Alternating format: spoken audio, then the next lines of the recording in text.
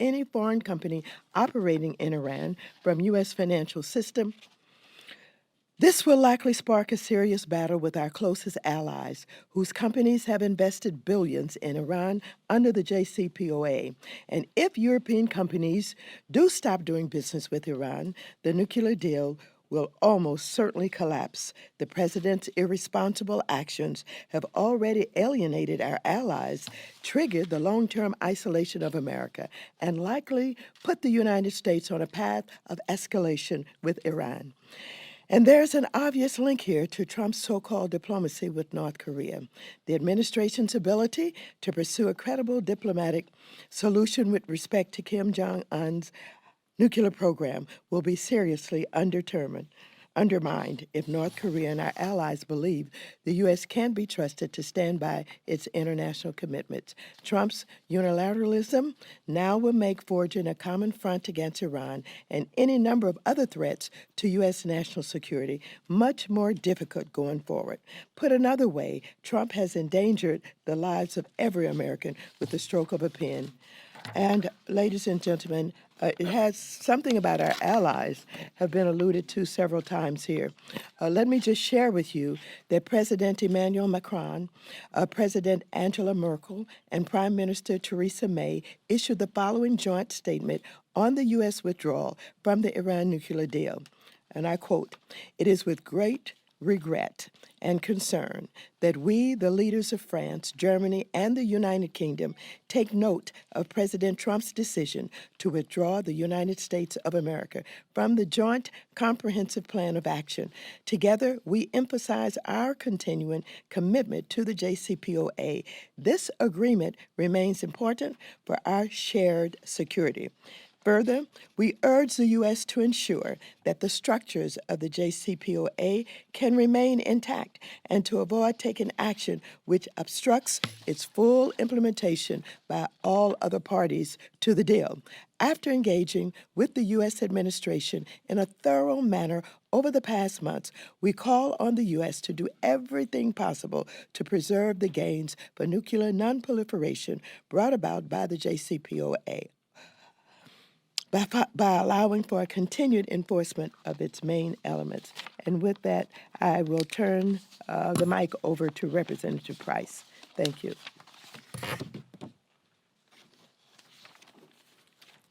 Thank you. I think probably that last Tuesday qualifies as the worst day of the Trump presidency. The historic agreement, negotiated with 5 partners, eliminated the threat of a nuclear Iran without firing a single shot, without taking one life. By unilaterally pulling out of this agreement, President Trump has strengthened the hardliners in Iran. He has damaged U.S. credibility and increased Iran's credibility. He's done far more to allow Iran's potential pursuit of a nuclear weapon than to prevent it. And he's done more to isolate the United States than to isolate Iran. In isolating us from our partners, he has put Israel, put the entire region at greater risk, and has diminished our leverage to hold Tehran accountable. Former Israeli Prime Minister and Defense Minister Ehud Barak said that abandoning the JCPOA would be a mistake. He said, and I'm quoting him, "Even if America decides to pull out of it, no one will join, not the Chinese, not the Russians, not even the Europeans. It will serve the Iranians." End of quote. And he's not the only one condemning this decision. International leaders from nations around the world, China, Turkey, Australia, Japan, all of our European allies, have decried the president's decision. Here at home, the Republican chairman of the Armed Services Committee, Mac Thornberry, said that he would counsel against pulling out of the Iran deal. By breaking the deal, the United States becomes isolated, not Iran. We'll lose visibility and access to sites in Iran that we may find problematic, and we fracture the international unity needed to thwart Iran's other threatening activities. So with no strategy in Iran, no strategy in the Middle East, the president has taken a wrecking ball to U.S. leadership and leverage around the world. He's imposed on Americans a manufactured and self-inflicted crisis with potentially far-reaching and historic consequences. Now I'm happy to turn the podium over to my colleague from Texas, Lloyd Doggett. Thank you, David. While we are not here to deliver a Tom Cotton-type message to an Ayatollah, we do advance a message that while there is alarm, there is also hope. Hope based on the fact that so many Americans continue to support this valuable agreement. Hope and praise for our allies that they remain in this agreement, and hope that Iran will maintain what our own American military professionals confirm is its full compliance. We've never had any illusions about Iran. This agreement is based on verification, not on trust. It imposed the most stringent requirements and inspections regime the world has ever seen. It includes Iranian military sites. Iran has shipped out 96% of its enriched uranium and dismantled 2/3 of its centrifuges, while agreeing permanently that, quote, under no circumstances will Iran ever seek, develop, or acquire nuclear weapons. With Trump breaking American commitments to the world on an agreement that has so effectively accomplished its purpose, many commentators have already noted how much more difficult resolving North Korea will become. But I think it's about more than just our credibility jeopardized by a broken promise. By declaring that the extensive enforcement provisions against Iran are grossly deficient in what he described as the worst deal ever, Trump sets the standard by which he himself should be judged in Korea. We cannot settle for some broad statement of principles. We need to know that he will secure a more stringent inspection regime in Korea, even more intrusive than that which he has unjustifiably condemned in Iran. And whatever his plan B might be, if that doesn't work out in Korea or in Iran, B cannot stand for bombing. And I invite my colleague Jan Schakowsky.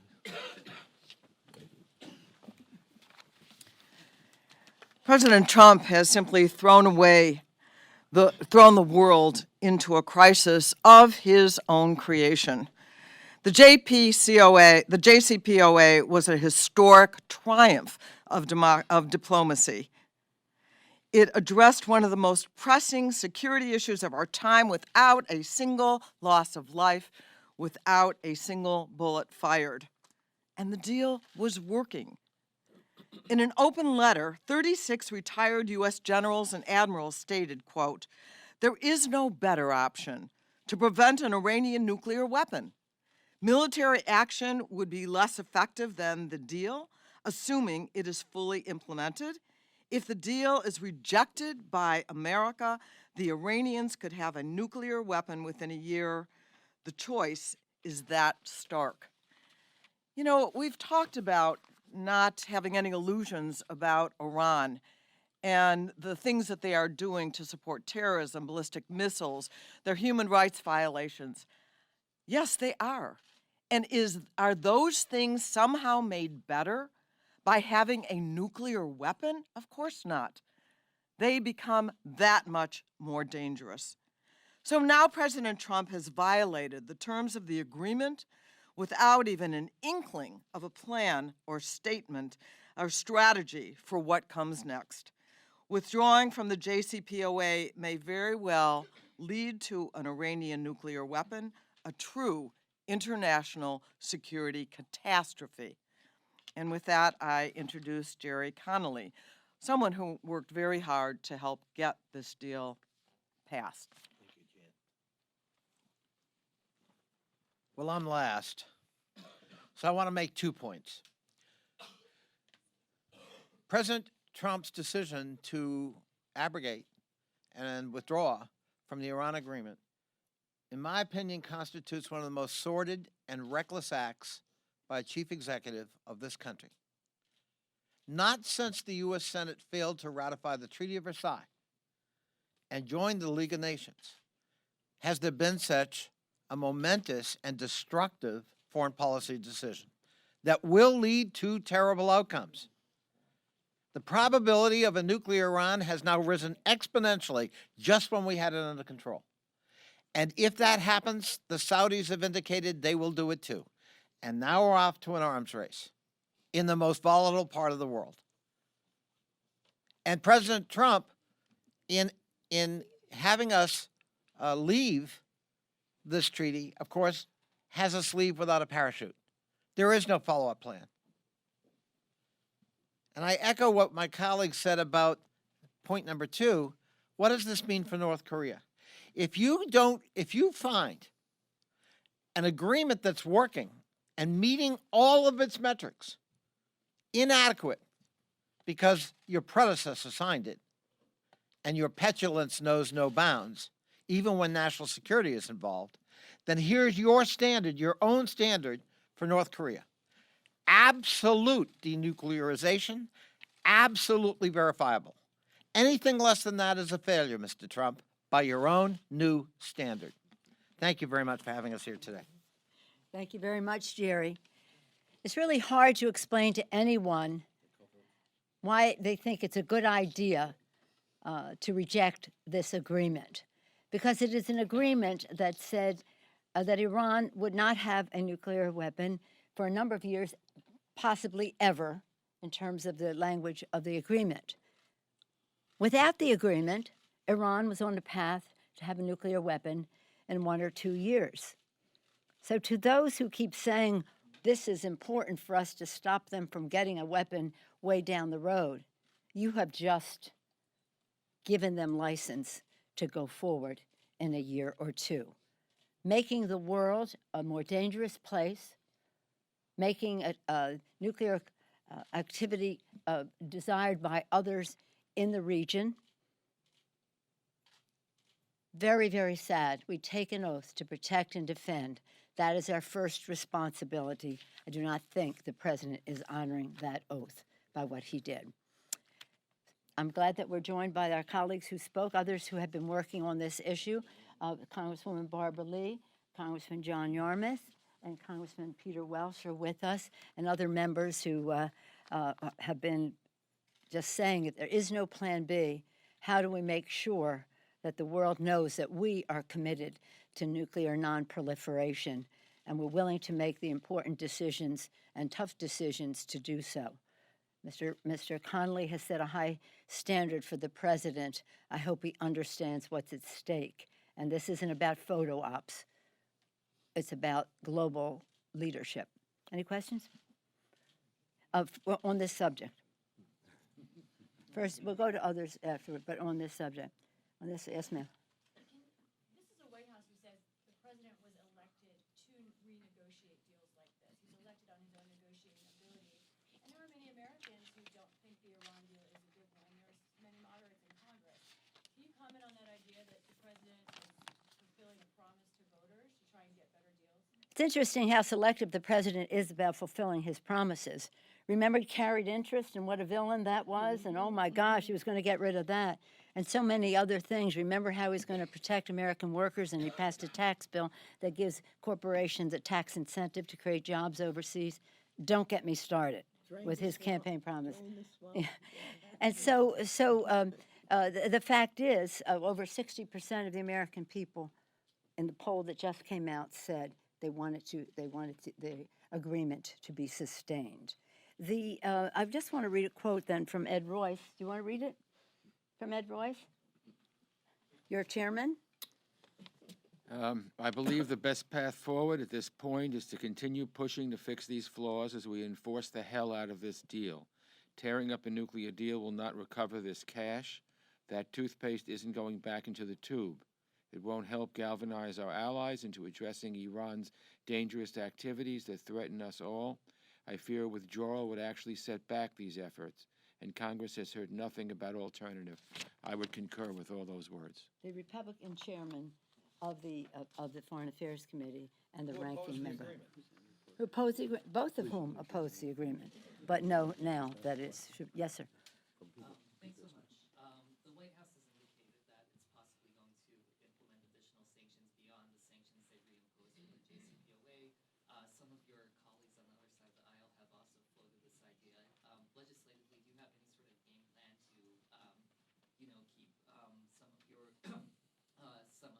not Chairman Royce, but, people like Senator Toomey, Congressman McCall, who have called for additional sanctions on Iran from going forward?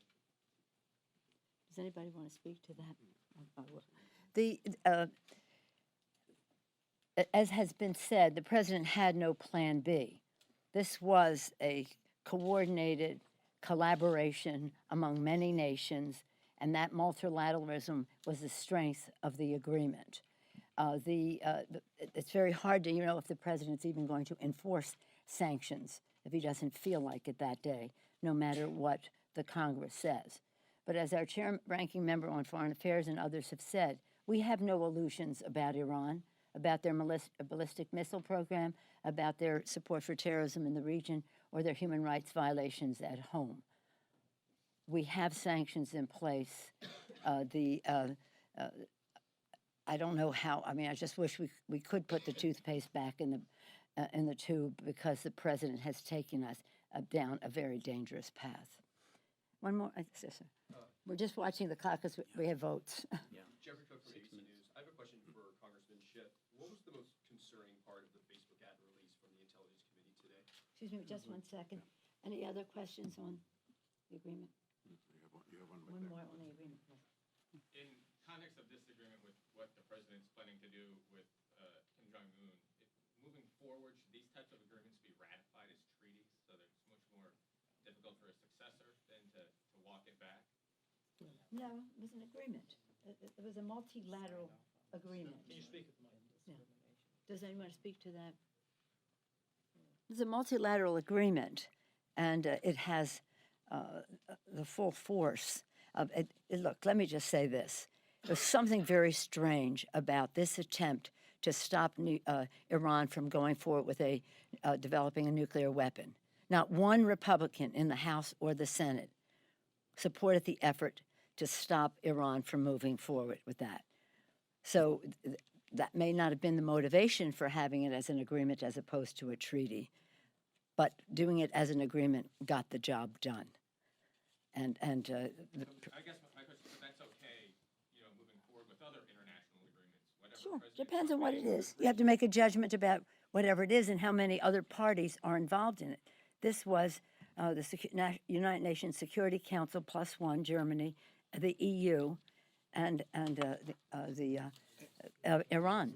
Madam Leader, if I could, let's remember that the procedure for considering the JCPOA was set out in an agreement between the legislative branch and the executive branch that was actually authored by Bob Corker, the Republican chairman of the Senate Foreign Relations Committee. So we decided to go an alternative route, but it was hardly a rogue act by President Obama. It was done in full consultation with the legislative branch. Yeah, and I would like to add what happened 2 years ago happened 2 years ago. The question is now, what should we do? I was opposed to the deal. I voted against the deal. I think there were legitimate concerns raised about the fact that certain things sunset in the deal. But if we want to change that, what's the best way to change it? Is it to petulantly pick up our cards and walk away? Or is it to stay there and fight against an aggressive Iran, stay there and make the case so that at least our allies will back us in it? So it's not the agreement itself. There were things that could be changed, and everyone here has said that Iran is a terrible threat. We all have the same feeling about it. The question is, what best serves the United States of America? And I would argue that by staying in the deal, we best serve the cause of peace, and we best save the cause of the United States of America. And I might add that we wanted the House of Representatives to have some say in this. And as you know, we have no say in any treaty agreements. Thank you. Mr. Schiff? Just two last points on Iran before I turn to the Facebook question. First, on the issue of sanctions. If this administration goes forward and starts to impose secondary sanctions on our European allies, who have given every indication that they're going to remain within the deal, that will only further drive a wedge between the United States and its closest allies. That would be an additional destructive act. What made the sanctions so effective is that the world was in unison on them, and that will no longer be the case. It also will accelerate a drive to develop alternate systems to SWIFT that will undermine the U.S. ability to use sanctions to avoid conflict in the future. So the ramifications are very serious. Final point on the Iran deal. Our intelligence shows us that Iran is complying with the deal. This wasn't a situation where we caught Iran cheating. This is a situation where our intelligence agencies have said quite publicly Iran was complying, and yet we are withdrawing from the agreement. One of the consequences of that is, as new information comes available, as the Israelis have acquired new information, if those materials show that in the past Iran was doing work at sites, and I'm not saying this is the case, but should we find those materials that Iran was doing at sites, work at sites that we didn't know previously, we are not in a position anymore to call for inspection of those sites. We have essentially taken ourselves out of the agreement, and our ability to enforce its terms now is completely nullified. Finally, on Facebook, we think it's important for the public to see the length and breadth of the ads that the Russians put on Facebook. We're not in a position in our committee to do the full analysis that academics and researchers can do, that look at the ads, that look at how they're targeted, that look at how they used social media across different platforms.